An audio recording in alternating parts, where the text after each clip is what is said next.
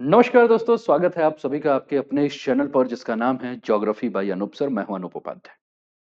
मोदी विरोधी George source पर Trump ने एक बहुत बड़ा खुलासा किया है और खुलासा भी ऐसे वक्त पे किया है जब भारत के प्रधानमंत्री अमेरिका की यात्रा पे हो। 13 फरवरी को उनकी मुलाकात ट्रंप से होनी हो। ट्रंप ने भारत के अप्रवासियों को जो अमेरिका में थे उनको हथकड़ी लगाकर वापस भेजा है। तो आज की जो चर्चा है वो इन्हीं सारे मुद्दों पर है। हम चर्चा करेंगे किस प्रकार से भारत में जो दंगे भड़कते थे या सरकार विरोधी जो भी घटनाएं घट रही थी, उसमें अमेरिका से कैसे फंडिंग आती थी। और सबसे बड़ा हाथ अगर किसी का था तो उसमें जॉर्ज सोरस का था, और ये हम नहीं कह रहे हैं। ये सारे के सारे खुलासे जो हैं वह अमेरिका के राष्ट्रपति डोनाल्ड ट्रंप कह रहे हैं। उन्होंने दावा किया है कि हंगरी अमेरिका के जो अरबपति हैं, यानी कि हंगरी और अमेरिकी अरबपति हैं जिनका नाम है जॉर्ज सोरस, उनके संगठनों को अमेरिकी एजेंसी फॉर इंटरनेशनल डेवलपमेंट, जिसको कि यूएस एड के नाम से हम जानते हैं, उसे 260 मिलियन डॉलर यानी कि 26 करोड़ डॉलर मिले हैं। और ट्रंप का आरोप यह है कि सोरस ने इस पैसे का इस्तेमाल भारत और बांग्लादेश समेत अन्य एशियाई देशों में राजनीतिक मामलों को प्रभावित करने में प्रयोग किया है। आइए आगे बढ़ते हैं, और इसके लिए फिनेंशियल एक्सप्रेस का जो है वो न्यूज हम आपके सामने रख रहे हैं। George Soros use US aid grant to destabilise India Bangladesh and other nation report claims. ठीक, इसमें यह भी कहा गया है कि US Hungarian American billionaire George Soros और उनकी जो ऑर्गेनाइजेशन थी उसको 260 मिलियन अमेरिकी डॉलर मिले हैं। और किससे मिले हैं? तो यह जो फंडिंग मिली है वो मिली है US agency for international development, जिसको कि शॉर्ट फॉर्म में हम यूएस एड कहते हैं। और इसका मुख्य उद्देश्य क्या था कि वहां के राजनीतिक अस्थिरता और साथ में ही नेशन में जो है वो राजनीतिक अस्थिरता प्रभावित करना था। और ये जो है वो भारत बांग्लादेश जैसे अन्य जो भी देश हैं उस पर जो है इसका प्रभाव डालना था। ठीक, जैसे कि श्रीलंका में, यूक्रेन में, सीरिया में, ईरान में, पाकिस्तान में, यूके में, ये सारी चीजें जो है वो कही गई हैं। और भारतीय जनता पार्टी की अगर हम बात करें तो भारतीय जनता पार्टी के जो नेता हैं निशिकांत दुबे, वो बार बार यूएस एड के ऊपर जो है उंगली भी उठाते हैं। और वो कह भी रहे थे, कई सारे ऐसे बयान हैं जिसमें उन्होंने कहा भी है कि भारत को विभाजित करने के लिए यह संस्था जो है भारत में विभिन्न संस्थाओं को फंडिंग देती है, जिसका उद्देश्य भारत को अस्थिर करने के लिए किया जा रहा है। चलिए आगे बढ़ते हैं और भी चीजों को ध्यान में रखते हैं। Funding of Soros linked organization. ठीक, तो ये सारी बातें हुई। इसके अलावा अगर हम बात करें तो एलन मस्क भी जो है ट्रंप एडमिनिस्ट्रेशन की बातों को जो है वो सपोर्ट कर रहे हैं और ये कह रहे हैं कि नहीं, ये बिल्कुल सही है कि सोरस जो है वो कई सारे देशों में जो है वहां की सरकार को अस्थिर करने के लिए फंड का जो यूज करते हैं। अब एक्स पर जब ट्रंप ने अपना पोस्ट किया और पोस्ट करते हुए आरोप लगाया कि यूएस एड से 26 करोड़ डॉलर जो हासिल किया है इन्होंने, इस पैसे का इस्तेमाल सोरस जो है वो Sri Lanka, Bangladesh, Ukraine, Syria, Pakistan, Bharat, Britain और अमेरिका में जो है वह अराजकता फैलाने के लिए कर रहे हैं या अपने निजी लाभ के लिए कर रहे हैं। ट्रंप की टिप्पणी भी ऐसे समय में आई है जब अभी हाल फिलहाल में अगर हम बात करें तो उन्होंने यूएस एड के बजट को जो है वो फ्रीज कर दिया है और अमेरिका के द्वारा जो भी विदेशी हेल्प मिल रहे थे उनकी जांच जो है वो बढ़ा दी है। यूएसएड के बारे में अगर हम बात करें दोस्तों, यूएसएड जिसका पूरा नाम United state agency for international development है, यह एक इंडिपेंडेंट एजेंसी है और इसका जो उद्देश्य है वो है विदेशी जो है फंड प्रोवाइड करना, विदेशों में फंड प्रोवाइड करना जो कि उनके डेवलपमेंट के लिए है, ऐसा कहा जा रहा है। इस संस्था का जो निर्माण है, एस्टेब्लिशमेंट है 1961 में 3 नवंबर को किया गया था। उस समय प्रेसिडेंट जो थे वो जॉन एफ कैनेडी थे। उस समय इस संस्था का जो है वो स्थापना किया गया था। एलन मस्क ने भी एक्स पर जो है पोस्ट किया है कि यूएस एड जो है वो क्रिमिनल ऑर्गेनाइजेशन है और यह समय जो है वो आ चुका है इसे समाप्त करने का। इसके अलावा अगर हम बात करें तो भारत में यूएस एड के बारे में अगर हम बात करें तो भारत में ये संस्था जो है वो कुल मिलाकर अगर हम देखें तो यहाँ इसका जो मुख्य उद्देश्य है, ये उद्देश्य ये है कि भारत और अमेरिका के बीच में जो पिछले 70 साल के रिलेशन है, इन 70 साल के रिलेशन को ध्यान में रखते हुए या भारत में जो खाद्य समस्या है, फूड इनसिक्योरिटी है, इसके ऊपर काम कर रहा है। यहाँ के अलावा अगर हम बात करें तो ये यहाँ के एनवायरनमेंट के ऊपर, डेवलपमेंट के ऊपर, जैसे हेल्थ के ऊपर, जैसे बहुत सारे जो सेक्टर्स हैं उसके ऊपर जो है वो काम कर रहा है। ठीक। अब एक बात और भी अगर मैं आपके साथ चर्चा करूं तो ये आप डोनाल्ड ट्रंप का देखिए, 7 फरवरी को भी जो है इन्होंने एक पोस्ट किया है। आपके स्क्रीन पर ये टाइम दिख रहा होगा, 7 फरवरी 2025 सुबह 9:31 का जो ये पोस्ट है, जिसमें ये बार बार ये कह रहे थे हैं कि यूएस एड नामक जो संस्था है वो कहीं ना कहीं एक फ्रॉड संस्था है और यह करप्शन जो है बहुत ज्यादा इसके अंतर्गत बढ़ा हुआ है। सोरस से जो भी जुड़े हुए संगठन हैं, एक रिपोर्ट आई थी तुर्की की, और इस तुर्की के रिपोर्ट में यह भी कहा गया है कि पिछले 15 साल से यूएस एड ने जॉर्ज सोरस की जो सोसाइटी है, जो सोसाइटी का नाम ओपन सोसाइटी फाउंडेशन है, इसके साथ साझेदारी की है। और इसके साथ साझेदारी करने के साथ एक और भी संस्था है जिसका नाम है ई वेस्ट मैनेजमेंट। आपकी स्क्रीन पर मैं तस्वीर दिखा दे रहा हूं। ईस्ट वेस्ट मैनेजमेंट इंस्टीट्यूट नाम से संस्था है। इसको भी जो है वो 27 करोड़ डॉलर से ज्यादा की राशि जो है प्रदान की गई है।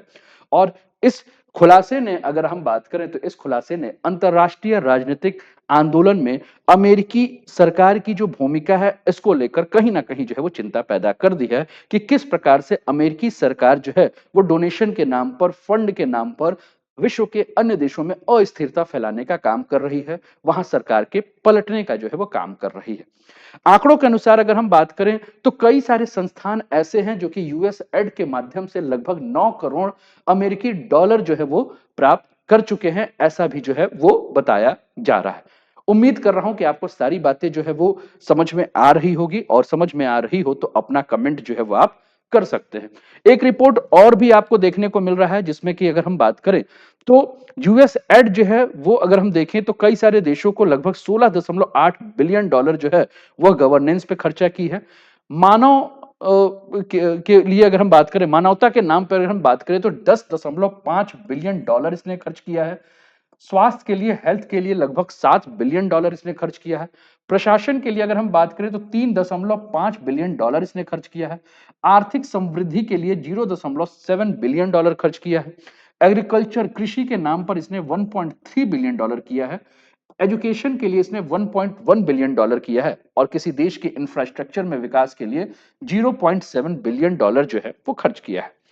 इसका सबसे अधिक प्रभाव अगर हम बात करें तो विश्व में अगर हम देखें तो यूक्रेन में एनजीओ के माध्यम से ये मदद कर रहे हैं, युगांडा में ये मदद कर रहे हैं। सबसे ज्यादा फंडिंग जो यूएस एड के द्वारा की गई है, अगर हम देखें तो सबसे ज्यादा जो बेनिफिशियरी है वो यूक्रेन है। लगभग 16 बिलियन अमेरिकी डॉलर का जो है वो यूक्रेन में मदद किया गया है इस संस्था के माध्यम से। इथोपिया में अगर हम बात करें तो 1.6 बिलियन डॉलर, जॉर्डन में अगर हम देखें तो 1.2 बिलियन डॉलर, सोमालिया में 1 बिलियन डॉलर, अफगानिस्तान में 1.08 बिलियन डॉलर। इसके अलावा कांगो में अगर हम बात करें, डीआरसी, ठीक, तो डेमोक्रेटिक रिपब्लिक कांगो, तो 0.9 बिलियन डॉलर। यमन में अगर हम बात कर रहे हैं तो 0.8 बिलियन डॉलर। नाइजीरिया में अगर हम बात कर रहे हैं तो 0.8 बिलियन डॉलर। सीरिया में अगर हम बात कर रहे हैं तो 0.8 बिलियन डॉलर।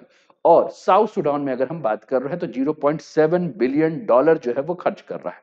ठीक। इसको लेकर एलन मस्क जो है, जो कि ट्रंप के एडवाइजर हैं और डीओजीई के हेड हैं, वो बार बार ये कह रहे हैं कि यूएस एड जो है वो रिपेयर से भी बियॉन्ड है, और इस संस्था को जितना जल्दी हो सकता है इसको बंद कर देना चाहिए। ठीक। तो आपके स्क्रीन पर ये बातें जो है वो देखने को मिल रही हैं। आंकड़ों के साथ मैंने सारी रिपोर्ट आपके सामने जो है वो रख दी है। अब कुल मिलाकर अगर हम बात करें तो जब भी हम सोरस का नाम लेते हैं तो सोरस के बारे में कहा जाता है कि सोरस जो है और अराजकता जो है उनके बीच में जो है वो बहुत घनिष्ठ संबंध है। यानी कि सोरस और अराजकता एक सिक्के के दो पहलू हैं। सोरस के द्वारा समर्थित कई सारी ऐसी संस्थाएं हैं जो कि एंटी करप्शन एक्शन सेंटर के नाम से जानी जा रही हैं। ठीक है, उन संस्थाओं को भी ये फंड करते हैं। और इस फंड की बात करें तो इस फंडिंग के लिए अमेरिका में भी जो है यूएस एड की जो है वो बहुत ज्यादा आलोचना भी होती है। आलोचक जो है वो ये भी कहते हैं कि यूएस एड पर सोरस के लिए निजी बैंक के रूप में काम करने का जो है वो आरोप भी लगाया जा चुका है। और इसके अलावा ये भी कहा जा रहा है कि यूएस एड के माध्यम से सोरस जो है वो कई देशों के घरेलू मामलों में भी हस्तक्षेप जो है वो कर रहे हैं। ठीक। चलिए और भी आगे बढ़ते हैं। Soros Congress united to break India, ऐसे भी एक रिपोर्ट आई थी, है ना। कहा यह भी जा रहा है कि सोरस जो है वह कांग्रेस के साथ मिलकर भारत को तोड़ने के लिए जो है वो काम कर रहे हैं। ठीक, इसके अलावा 2022 की एक रिपोर्ट थी जिसमें कहा गया था कि सोरस ओएसएफ, ठीक, being put under the watch list, Rahul Gandhi was seen with Shalil Sethi, the vice president of OSF. OSF के जो वाइस प्रेसिडेंट हैं उनके साथ जो है वो राहुल गांधी को 2022 में देखा गया था, और उसी समय राहुल गांधी भारत जोड़ो यात्रा जो है वो चला रहे थे कर्नाटक में। ठीक, एक रिपोर्ट और आई है 2023 की जिसमें राहुल गांधी जो है वो सुनीता विश्वनाथन के साथ देखे गई हैं, जो कि बहुत ही क्लोज एसोसिएट हैं किसके साथ, जॉर्ज सोरस के साथ। और यूएसए में जब ये गए थे सुनीता विश्वनाथन से इनकी मुलाकात हुई थी राहुल गांधी की। ठीक, तो कहा जाता है कि इस मीटिंग को जो है वो थिंक टैंक के रूप में जो है वो बात किया गया था, और भारत में उसके बाद जो है वो कई सारे घटनाएं हुई जिसमें कि भारत में एंटी मुस्लिम जो है वो एक आंदोलन भी भारत में चला, कि बार बार जो है वो भारत सरकार के ऊपर यह आरोप लगा कि भारत सरकार जो है वह एंटी मुस्लिम जो है वो काम कर रही है। ठीक, इसके अलावा अगर हम बात कर रहे हैं तो आपके स्क्रीन पर यह तस्वीर देखने को मिल रही है। आप देख रहे हैं chief advisor of government of Bangladesh आपको दिख रहे हैं, है ना। और इसमें आप देख रहे हैं कि जो चीफ एडवाइजर हैं बांग्लादेश के, वो जो है वो सोरस के बेटे के साथ मुलाकात कर रहे हैं। और ये भी तब देखने को मिला जब बांग्लादेश में शेख हसीना की सरकार जो है वो गिर गई। इसके अलावा और भी तस्वीर आप देखिए, आप देख रहे हैं कि ये जॉर्ज सोरस का जो है ये उस समय, जो कि अभी एक्स आपको दिख रहा है, ट्विटर पे इनका ट्वीट था जब श्रीलंका के मामले को लेकर। तो कुल मिलाकर अगर हम बात करें तो ये एशिया के कई सारे देशों के साथ जो है उनके राजनीतिक जो भी घटनाक्रम होते हैं, उन राजनीतिक घटनाक्रमों में सोरस का जो है वो इंटरफेयर देखने को मिलता है। आप ये भी देख रहे हैं कि पाकिस्तान के आपको प्रधानमंत्री नवाज शरीफ नजर आ रहे हैं, उनके साथ भी जो है वो सोरस की घनिष्ठता जो है वो छुपी हुई नहीं है। ठीक, तो अच्छा, और हाल में अगर हम बात करें तो ये भी कहा जाता है कि कहीं ना कहीं जॉर्ज सोरस जो हैं वो बाइडेन से भी, जो बाइडेन जो कि अमेरिका के पूर्व राष्ट्रपति हैं, उनके भी बहुत ज्यादा करीब हैं। अभी हाल में अगर हम बात करें तो जो बाइडेन ने जो है वो प्रेसिडेंशियल मेडल ऑफ फ्रीडम जो है अवार्ड जो है वो जॉर्ज सोरस को जो है अभी हाल में दिया। हिलेरी क्लिंटन को भी दिया था, लियोन मेसी को भी दिया था, जॉर्ज सोरस को भी जो है यह अवार्ड दिया गया था। ठीक, चलिए, अब बातें ये भी आ रही हैं, कई सारे ऐसे रिपोर्ट आए जिस रिपोर्ट में ये भी कहा गया है कि अमेरिका ने ही जो है वह शेख हसीना को की सरकार को गिराने के लिए जो है वो षड्यंत्र रचा था। बाइडेन प्रशासन ने जो है वह विदेशी विभाग के माध्यम से अगर हम बात करें, या जो भी संस्थाएं हैं, ठीक, उस संस्था के माध्यम से जो है वो बाइडेन प्रशासन ने फंडिंग की थी जिससे कि शेख हसीना की सरकार जो है वो बांग्लादेश में गिर जाए। और 5 अगस्त को हमने देखा 2024 को कि किस प्रकार से बांग्लादेश के प्रधानमंत्री को अपने देश से भागना पड़ा। लगभग 2 महीने तक बांग्लादेश में विरोध प्रदर्शन हुआ, शेख हसीना की जो सरकार है उसका पतन हुआ, और इसके लिए अमेरिका के ऊपर आरोप भी लगा कि अमेरिका जो है उसी ने यह तख्तापलट कराया है। अब एक रिपोर्ट जो है वो लीक हुआ है, leaked documents reveals US plot to manipulate Bangladesh politics. ये श्रीलंका गार्जियन ने जो है एक न्यूज छापा था, और इस न्यूज को छापा था 16 नवंबर 2024 को, और ये तस्वीर साथ में लगाई थी। किस प्रकार से आप देख रहे हैं कि बाइडेन की नजदीकियां जो है वो आपको देखने को मिल रही है, और कहा यह जा रहा था कि पूरा का पूरा प्लॉटिंग जो है, यानी कि पूरा का पूरा जो कहानी तैयार किया गया था, जो पटकथा तैयार किया गया था, वो बाइडेन के द्वारा ही जो है वो तैयार किया गया था कि पीएम शेख हसीना को जो है वो बांग्लादेश से सत्ता से उखाड़ के फेंक दिया जाए।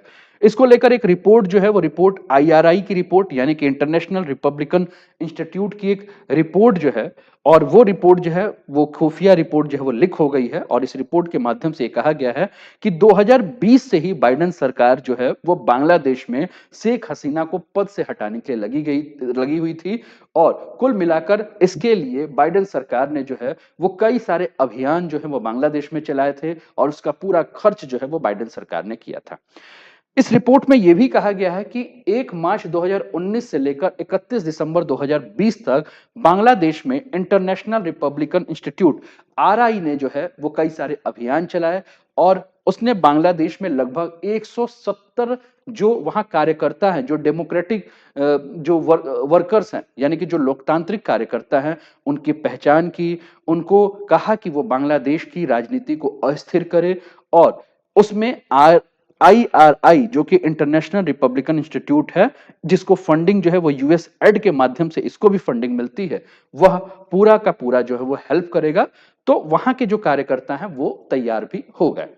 अब IRI ने जो है वो पूरी की पूरी जो है वो साजिश कैसे रची थी, तो कहा जा रहा है कि IRI ने जो है इसकी पूरी जो टीम है वहाँ के एक कलाकार हैं जो कि जिनका नाम है तौफीक अहमद, उनके साथ मिलकर शेख हसीना की सरकार को अस्थिर करने का काम किया और वहाँ के लिए लोकगीत, जैसे कि एक लोकगीत है ए दाई खार, उसको रिलीज किया, उसको रिलीज करने का फंड दिया। और यह जो लोकगीत है वो लोकगीत जो है वो बांग्लादेश के सामाजिक मुद्दों पर को उजागर करने के लिए था, सरकार के प्रति लोगों की निराशा और असहमति पैदा करने के लिए जो है डिजाइन किया गया था। और इस गीत के माध्यम से जो है वो बांग्लादेश की सामाजिक और राजनीतिक सुधारों का आह्वान किया गया था। रिपोर्ट में यह भी कहा गया है कि बांग्लादेश में शेख हसीना की सरकार को गिराना जो है वो इसका मुख्य लक्ष्य था। इस रिपोर्ट में यह भी कहा गया है कि अगर जनता सरकारी उत्पीड़न, भेदभाव, राजनीतिक भागीदारी के लिए सिकुड़ते स्थान के मौजूदा मुद्दों के बारे में जो है उनको ज्यादा से ज्यादा जागरूक करना है। बांग्लादेशी लोग सामाजिक और राजनीतिक सुधारों के माध्यम से सत्ता परिवर्तन के लिए ज्यादा सक्रिय हैं, तो उनको जो है वो ज्यादा से ज्यादा सक्रिय करना है। और इसके लिए सामाजिक कार्यकर्ताओं को, कलाकारों को, मानव अधिकार के जो भी कार्यकर्ता हैं उनको इस्तेमाल करना था। और लक्ष्य एक ही था कि किस प्रकार से वहां सरकार गिराया जाए। तो आप देख रहे हैं कि पूरी की पूरी फंडिंग जो है वो यूएस एड को की गई और यूएस एड से ये सारी संस्थाएं हैं जो कि पैसे लेकर अलग अलग जगह पे काम कर रही है। IRI के बारे में अगर हम बात करें, जो कि इंटरनेशनल रिपब्लिकन इंस्टीट्यूट आपको नाम दिख रहा है, इसकी स्थापना जो है वो 1983 में जो है वो की गई थी। और 1983 में जो इसकी स्थापना की गई थी 1983 में, वह नेशनल एडोमेंट फॉर डेमोक्रेसी के तहत जो है वो की गई थी। मौजूदा समय में अगर हम बात करें तो इसके बोर्ड में अमेरिका का एक सीनेटर है और इसके अलावा इस एजेंसी को की जो टीम है, इस एजेंसी के टीम में कई अमेरिकी पूर्व अधिकारी और कर्मचारी जो है वो काम करते हैं।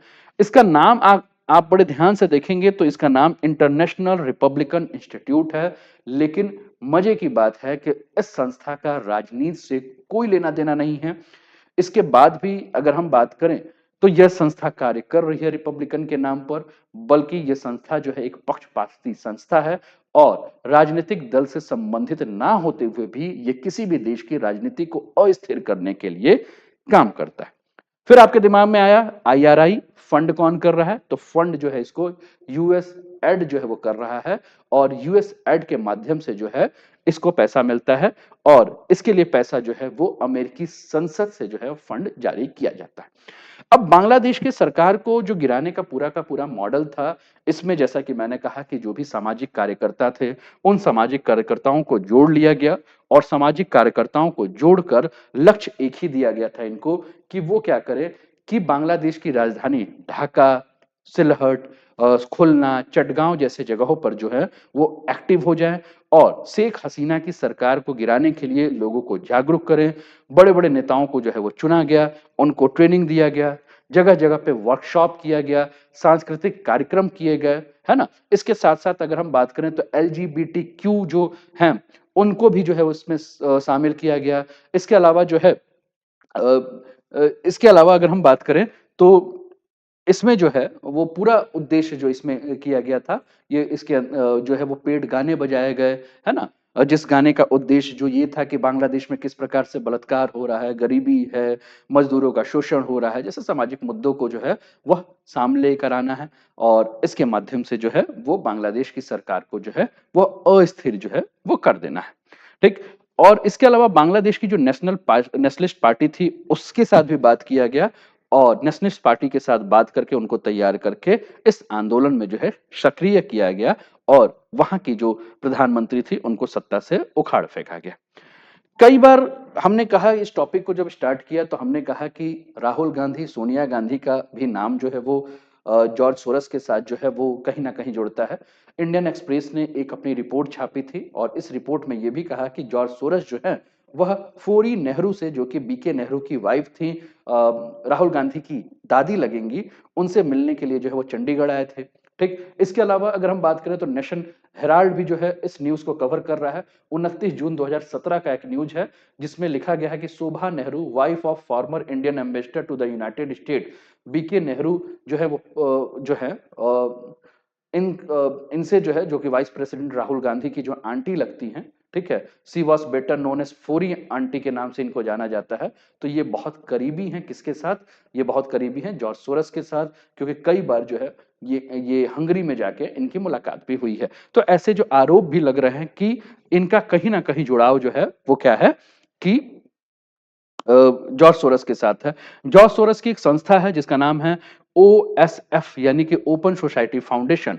और कहा यह जाता है कि ओपन सोसाइटी फाउंडेशन से राजीव गांधी चैरिटेबल ट्रस्ट को या राजीव गांधी महिला विकास परियोजना को जो है वो फंडिंग में मिलता है, जिसकी हेड जो है वो सोनिया गांधी हैं। इसके अलावा अगर हम बात करें तो ह्यूमन राइट लॉ नेटवर्क जो है, जो कि राजीव गांधी फाउंडेशन से जुड़ा हुआ है ना, अमर बिरादरी ट्रस्ट जो है। तो कुल मिलाकर अगर हम बात करें तो ये सबकी फंडिंग कहीं ना कहीं कही जा रही है कि जॉर्ज सोरस की जो है ओपन सोसाइटी संस्था है, इसके माध्यम से भी जुड़ा हुआ। तो एक बहुत बड़ा खुलासा इस समय हो रहा है जब भारत के प्रधानमंत्री अमेरिका की यात्रा पे है और यहाँ ट्रंप ने जो है इस प्रकार का खुलासा करके कहीं ना कहीं भारत की राजनीति में जो है वो एक बहुत बड़ा बोचाल लाने का प्रयास किया है। आगे क्या होता है वो आगे के वीडियो में हम देखेंगे।